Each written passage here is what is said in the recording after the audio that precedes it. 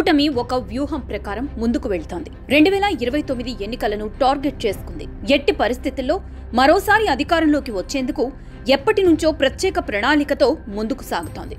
మరోవైపు టీడీపీతో మైత్రి విషయంలో పవన్ ఎప్పటికప్పుడు పార్టీ శ్రేణులకు దిశానిర్దేశం చేస్తున్నాడు. టీడీపీ విషయంలో బాహాటంగా వ్యాఖ్యలు చేయవద్దని ఆదేశాలు ఇచ్చారు కూడా.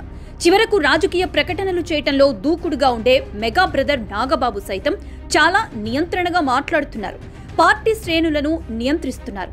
రాష్ట్రంలో ఏ విషయంలోనూ వైఎస్ఆర్ కాంగ్రెస్ పార్టీకి అవకాశం ఇవ్వకూడదని భావిస్తోంది కూటమి. చివరకు నేతలకు పదవులు ఇవ్వటంలో ఒక ఫార్ములాను అనుసరిస్తోంది. అందులో భాగంగా వంగవీటి రాధాకృష్ణకు మంచి పదవి ఇచ్చి కాపు సామాజిక వర్గానికి సరైన సంకేతం ఇవ్వాలని చూస్తోంది. వంగవీటి మోహనరంగ వారసుడిగా రాజకీయాల్లోకి వచ్చారు రాధాకృష్ణ. అతి చిన్న వయస్సులోనే ఎమ్మెల్యే అయ్యారు. 2004లో తొలిసారిగా రాజశేఖర్ రెడ్డి ప్రోత్సాహంతో కాంగ్రెస్ పార్టీ నుంచి ఎమ్మెల్యేగా గెలిచి అసెంబ్లీలో అడుగుపెట్టారు. 2009 ఎన్నికలకు ముందు ప్రజారాజ్యం పార్టీలో చేరి ఆ పార్టీ తరపున పోటీ చేసి ఓడిపోయారు. అటు తర్వాత వైఎస్ఆర్ కాంగ్రెస్ పార్టీలో చేరి 2014 ఎన్నికల్లో పోటీ చేశారు. కానీ ఓటమి ఎదురైంది. 2019 ఎన్నికలకు ముందు అనూహ్యంగా తెలుగుదేశం పార్టీలో చేరారు. కానీ ఎన్నికల్లో పోటీ చేసేందుకు అవకాశం దొరకలేదు. 2024 ఎన్నికల్లో మాత్రం కూటమి తరపున ప్రచారం చేశారు. కూటమి అధికారంలోకి రావడంతో ఆయనకి తప్పకుండా పదవి దొరుకుతుందని అంతా భావించారు. కానీ ఎటువంటి ఛాన్స్ లేకుండా పోయింది. అయితే వంగవీటి రాధాకృష్ణకి పదవి ఇప్పుడే కాదని తెలుస్తోంది.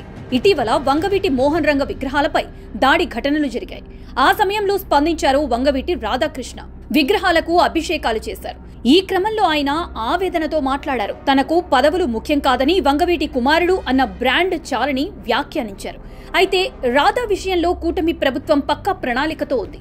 సరిగ్గా ఎన్నికలకు ఏడాది ముందు ఎమ్మెల్సీగా తీసుకుని అవసరం అనుకుంటే మంత్రి పదవి ఇచ్చేందుకు కూడా ప్లాన్ చేస్తున్నట్లు ప్రచారం సాగుతోంది.